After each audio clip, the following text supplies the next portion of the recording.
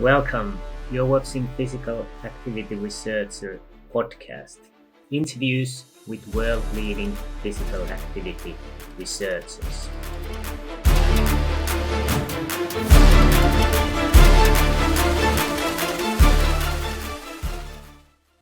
Yeah. So if we go a little bit back to this, that when you came to University of Sharjah and you had limited resources, didn't have a biomechanics lab, you went with the sedentary behavior and physical activity research. And how did you start looking the devices and equipment that you can perform your studies? Okay, so I was new at the time when I came to UAE for physical activity research. I had a proposal in 2016 on physical activity when I was working in Saudi Arabia. By then, before I could start the project, I moved to Sweden for my postdoctoral fellowship. But that idea has been in my mind to look at the physical activity levels of population in the Middle East. When I came back, when I look at the devices in the market, one of the preliminary ones that I looked was ActivePol before on my proposal. Followed by that, I came to know about Fibion. Um, so, so it's a new device in the market, but I wanted to try it and see along with ActivePol because one of the studies we compared both ActivePol and Fibion. It's under submission, so hope it will be published soon. We did it as part of your master's project. We Mm, found that Fibion correlated well with ActivePol mm, in that study. But I started with Fibion, to be frank. Then I bought ActivePol to compare it later on mm, for one of the student projects. And we found Fibion outputs are really easy to read. Even it's easy for people who are using it. They need not be technically sound to read the outputs of the Fibion. So we found that it's quite easy with pictorial representations. It shows how many times in a day they sit and amount of time they spend in sitting and also long sitting, how much time they do brisk walking, slow walking, if they do cycling or vigorous intense activities. Everything is shown graphically. It's easy for them to interpret, and it's also easy for them to set their own goals to increase the level of physical activity or decrease the time of sedentary physical activity. So all this could be looked at easily with the Fibion output. And above all, your team has been really helpful whenever we had any doubts, especially when we start some research newly, and especially we need technical expertise. We are more clinicians and more academics from clinical background as a physiotherapist. When you start looking at more technical data, sometimes we need technical expertise to help us. And it was really easy for us to approach you guys anytime, and we had an instant answer most of the times. And mm, that's the most important thing, I guess, for a beginner with physical activity research, when you need people with technical expertise to help. For example, sorting out data, getting the variables extracted easily in different Excel sheets with your own software, um, removing sleep data, and data fixer tool that you people provided to us, and a beta Fibion research tool that gives a lot of research variables for all the different days. We can look at the sum of it and also average of the activities for. So it has been a great learning experience for me. I started mm. as a student with this research, and it has been learning experience, and still I'm learning every day something new with the physical activity research. Mm. Yeah, I don't remember exactly how it started, but I think you had just one or a few devices and you Yeah, we tested. just asked for one sample device first to Yeah, check how it works. yeah. And what were the main points? You mentioned quite many things already that you liked with it.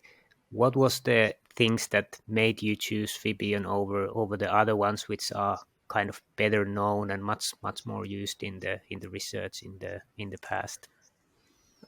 As I told you, the output was easy to read first for me. So that's the most important thing. The variables were Yeah. easy to understand, and you provided the tools to analyze it. I did not buy extra tools or software to do all the data extraction analysis. That was one thing.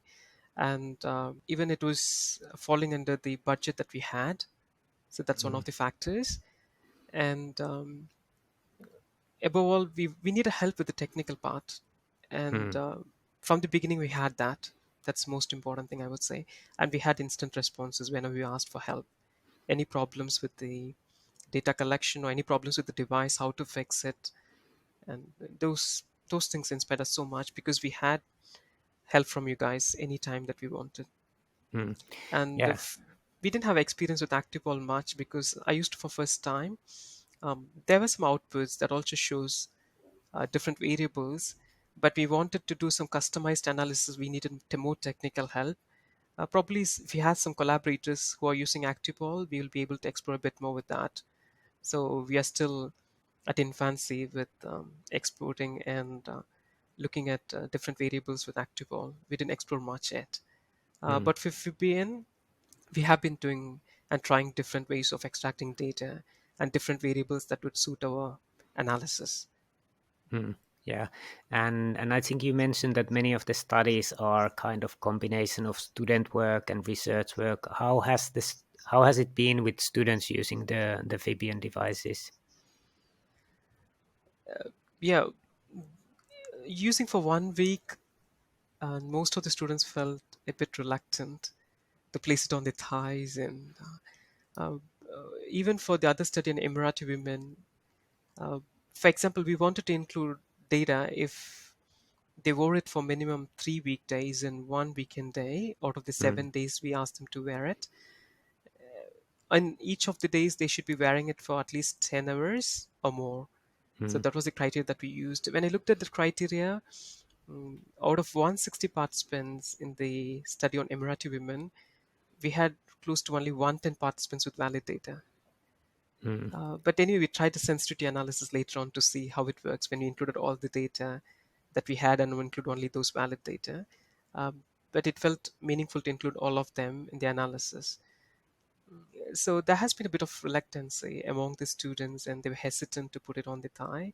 So that was one of the factors. But we wanted to try different ones. We used some non-allergic types, but we are trying to try different ones from different brands and see how it's going to work for the future studies. But we try with the thigh belt, and most of them complained of slipping it down. Hmm. So they were not comfortable in using the thigh band. So, and we couldn't use it on the trouser pockets because we found from one of the studies it is not providing valid or reliable data if you're going to place it on trouser pocket because the amount of movement, okay, in the clothing could be different when Hmm. it compared to be actually placed on the thigh. So it makes a difference. Hmm. Yeah, the tie wearing position, it is a little bit challenging, especially with women, and I think the pocket wearing position, if you have kind of a snug small pocket that it actually Yeah, stays against the thigh, then it gives rather good. Of course, not as good if it's taped against the thigh, but yeah, that's a little bit difficult one with especially some participants. And of course, the other option is to wear the device on the wrist, but then you don't get accurate data from accurate sedentary data behavior. actually. So yeah, it's kind of a It's a trade-off. trade-off. Yeah, and have you had any other challenges with the measurements, whether students, whether women, with the thigh worn devices? Sometimes I don't know whether it was the problem with the device or they didn't wear it. And sometimes they didn't capture the data with a couple of devices. We thought it might be a problem with the device, or Hmm. we try to fix it sometimes. And sometimes when we give it to students, they try to um, use their own chargers to charge it. Even they tell them not to do it. And they also try different things with the device that they give. It has been a challenge to tell them not to meddle with it. Yeah, all right. Students Uh, want to do all kind of they kind also of want to things. experiment it. And sometimes there is a possibility to lose the device. Luckily, so far, we didn't lose any. There was one device that went missing, but we got it back somehow. Hmm. So it's also important. They also understand the importance of the device, and we need to use it again for research. And they need to keep it safe without making it wet. We give all the instructions that are needed for them, and we also send daily reminders for them to wear it. We seek ethical approval for that to send daily reminders to them. Hmm. And how do you send? Is it SMS or email, or how do you do it? We manage it with SMS Yeah, yeah, and or that's through that. WhatsApp. Okay. Mm. Yeah, and that probably improves compliance quite a Yeah, quite a bit. that's important for us, I think. So we have Hmm. been doing it for all our studies for all the ones that needed at least 1 week of physical activity data. So Mm. we send reminders every day. Yeah, I think that's a really important point. One of our customer had to pilot with parents and then children, and they were not for ethical reasons or with the permission reasons. They didn't have the email or the phone number, so Yeah. they had to rely on the snail mail old way, Okay. and they ended up losing like 25% of the devices, or they haven't got them back. So I think Oh, it's really important that you can stay in contact all the time, that you actually get the data but also get the devices yeah. back. So Yeah. always we get ethical approval for this. Yeah. Okay, for getting some personal information, maybe email IDs or mobile numbers along with it when we give the information sheet and consent form. So one of the details that we collect along with the information sheet, the basic form that we use, demographic form, we also include some personal details. Okay, not for publishing them for research data, but just for following up, and we keep the data anonymized while we publish it. Mm. Yeah, that's a really good one. And have you been also using the devices in your teaching, or has it been only research devices? Till now, it has been only research devices, but sometimes we have some exhibitions at the university where students get to attend it. Okay, so there'll be open days with different events from different departments. So we try to display it in a couple of events so that people get to know, and people are interested to see the Fibion outputs. We get some displays, how the reports appear like, and how they inform you about the physical activity levels. And we also emphasize, the guidelines that we have internationally, including the WHO, how much physical activity they have to do every week to keep them healthy. And we also collaborate with the dietary department here, clinical nutrition department. They also help with questionnaires to look at the dietary aspects. So one of the studies on Emirati women, we looked at even the dietary factors using a customized questionnaire in collaboration with the clinical nutrition department Mm. here. Yeah. So have been using exhibitions, but not yet in the teaching. How do you see the usefulness of teaching? Would you see benefit using it in the physiotherapy teaching or nutrition or? I think it has to be combined because the benefits of maintaining health doesn't come only from the physical activity. It Mm. also relies on nutrition and also dietary habits. Because I told one of the challenges could be physical inactivity, but the other could be even unhealthy lifestyle and food habits. So I think it goes hand in hand. So what Mm. you eat is also important. I Yeah. do exercise for 150 to 300 minutes per week, and I eat all unhealthy food, then I don't think it will benefit you much. Yeah, I fully agree. And in your studies, you have used the data exports to get more insight into the data. Have you provided feedback to the participants? So we are open to provide that physical activity data. So if they need, we don't give the details of all the data because we look at so many variables. But all that they need is the physical activity for the week, the number of days they have been working. So Mm. for all those who are interested in looking at it, we are open to give them the output, the visual display, the Mm. graphical display that shows different forms of physical activities they did, and also the sedentary lifestyle or Mm. sedentary time they had on the report. Yeah, yeah. And how did you share the reports? Did you send the link, or did you send the PDF file, or how do you do it in practice? We don't send the link actually, but we give the reports. Mm. All right. So you create the PDF report and Yeah, then yeah. send that one. Yeah, that's good. And so you have quite a bit of experience using Fibion in different kind of project with student projects and also with women. What kind of projects you would recommend the Fibion devices?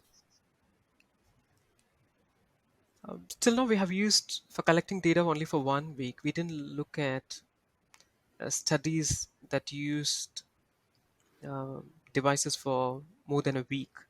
If at all, there have been studies that look at devices for more than a week, and that could be tried. And because the device specifications mention that it could record up to 30 days, but we never tried it yet. Mm. Probably studies looking at it could do it in the future and see how far it's going to work. Um, it sounds good for us so far with our cross-sectional observational studies that we have been doing so far. And probably need to look at randomized clinical trials along with it. But the technical aspects of the device has been almost good for almost all the devices we have used so far, except for one or two ones. We had some Mm. technical glitches, but we didn't have any technical problems with the devices or the data that we have. Mm. So it could be used for observational studies without any problems, as far as I think, based on my experience. Yeah, yeah, that's good. Yeah, you said that you've been measuring just 1 week, so our Fibion research device can measure 30 days of data with one charge. And I don't know if you heard, we have now also this Fibion Sense, the new device, and that can actually measure 22 weeks of data I saw it on the continuously. website recently when I was just looking at the specifications of the device once again. I saw that new device. I didn't try it yet for one of my projects. Maybe I will in Yeah, the future. yeah, and basically that device you can also wear on the wrist or anywhere. Basically, it records Hmm. the raw data. So I think that could help with the compliance with the Yeah, participants. So if you want to collect long data, it could be maybe from the wrist, and you could get kind of maybe seasonal variations, and if it's a behavior change, you could actually see the changes throughout the time. yeah, it's interesting. Yeah. Sounds good. And you mentioned also that you have been comparing with the ActivePal. So Yeah. was it not published yet? And how was the setup in this study? We looked at physical active data and sedentary behavior data for the whole day. So we gave the devices for one day. Both devices were worn on the thigh, as mentioned by the manufacturers. Mm, So both were worn on the same thigh. Fibion was worn on the upper thigh, and Actipol was worn on the mid thigh. And they were asked to wear the device continuously for one day. It's in a free living environment. We didn't instruct them what to do during the day. We just gave mm, it and collected the data. Uh, there were some problems with synchronizing data, so we excluded 5 participants when there was a discrepancy of more than 2 hours of synchronization in the data, because that will affect the validity of comparisons that we felt. mm, And we compared the data for the daytime only. We removed the nighttime data. mm. We looked at the most active part of the data, okay, Yeah. from the start of the work to the end of the work day. So we just compared, and pretty much the estimates were good for sitting in upright time. Mm, For example, sitting, walking, yeah. and this was good for us. But we looked at only the time. We didn't look at the energy expenditure, because the Mm, energy expenditure data basically the derivatives of the time. mm, Because how much time they said we calculated the energy expenditure, we just compared only the time for sedentary and upright activities. yeah. It's under review now in a journal. Yeah. All right. That's interesting to see the study. Yeah, so it's been really nice discussing with you and hearing about your experiences doing research in different continents, doing research in United Arab Emirates, and also how is it have been for you to use Fibion devices. Do you have anything you would like to add into our discussion? Thank you so much for this opportunity today, Ollie. It has been really useful to discuss what we have been doing, and what problems we had in research and what we're looking forward. I think it's important to incorporate physical activity as part of the lifestyle to prevent non-communicable diseases. And physical activity research is important to make people aware um, about their lifestyle, whether they're having sedentary lifestyle or active lifestyle. So that is the main reason why we started with this research. As I told you, we wanted to meet the physical activity guidelines at the end to remain healthy, and one of the sustainable developmental goals of WHO, and also part of the UAE. We need to promote healthy well-being for all, and Mm, physical activity is important for that. So I advocate physical activity research for researchers who are interested, and we are open for collaborations. And I would like to express that all the information that I provided are based on my own views and my understanding and knowledge, and based on the collaboration that I had with other researchers across the globe on physical activity.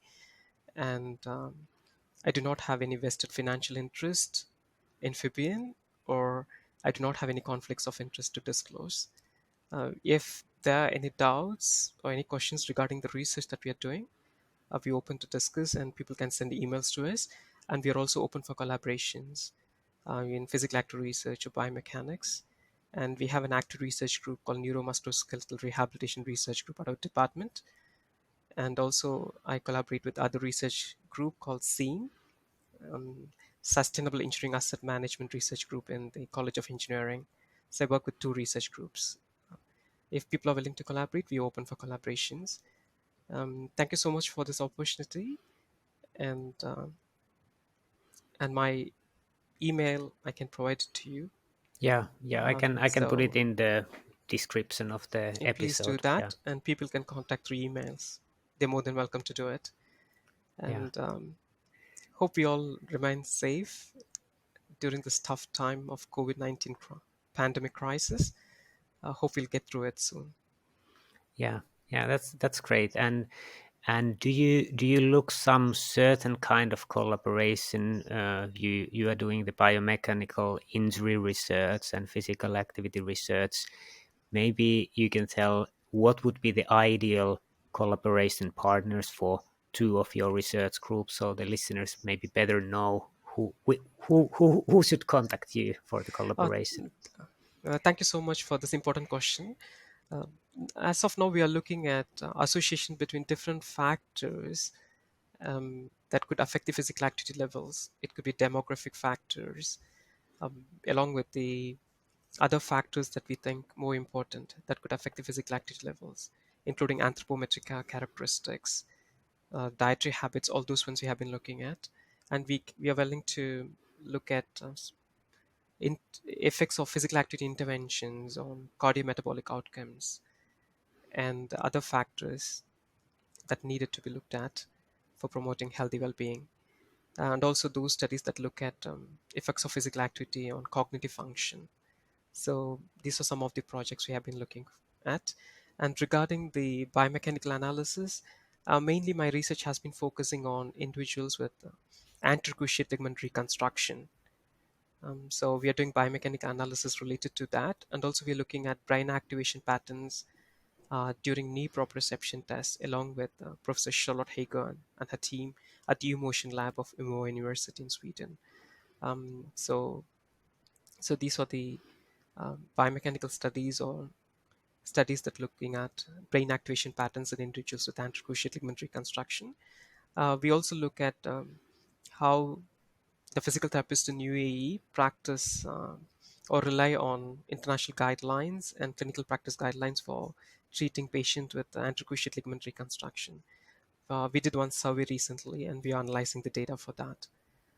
So these are some of the areas of research related to anterior cruciate ligament reconstruction that I've been working with. Yeah, that's actually interesting. So if anyone is interested collaborating, there will be an email in the episode description, and if I have forgotten to put it there, you can email me and I will provide Ashokan's email. And I think that's very interesting that you are working with the ACL reconstruction, and I think we have been looking to collaborate that with the new device we can actually follow 22 weeks, and I think it could be interesting to kind of create reference patterns how people uh, come again to their normal physical Yeah, activity and sedentary behavior patterns. That could it indicate some clinical markers that after 2 weeks this person is lower than expected? Maybe we should do some special things or pay special attention with this patient, for example. So I think it could be good to discuss Ye- about collaboration. yeah, very true. Because some of the recent studies they started looking at physical activity levels of patients with anterior cruciate ligament reconstruction. So it's one of the studies I've been thinking about, but still not materialized. So it's also important to look at the physical active levels of patients with anterior cruciate ligament injuries, how Mm. they get back to normal lives, and whether they get back to normal levels of physical activity or they get to objective levels of physical activity in relation to sports if they are sports persons. Yeah, in my previous work, I was product manager for EMG devices measuring muscle activity, and we had the protocol for ACL rehabilitation, mainly strengthening of the quadriceps right after the surgery. And I think with the biofeedback, the first weeks you actually can get back to work 3 weeks before that. Wow, The kind of, so that's it interesting. yeah, it might be quite a big difference, but that's probably a different discussion. Thank you, Ashokan. It was really nice hearing your experiences, and thanks for taking the time for this podcast. Thank you so much for your time and for inviting me as a guest for this podcast. Uh, it has been really useful for me to discuss and reflect on what I have been doing so far in research, and hope we would have more discussions in the future too. And thank you for your continued support. I would like to thank you and Ortho from your team who has been helping us with the data extraction and fixing problems with the data with the Fibion. Much appreciated. Thank you once again. Have a nice day. Yeah, thanks.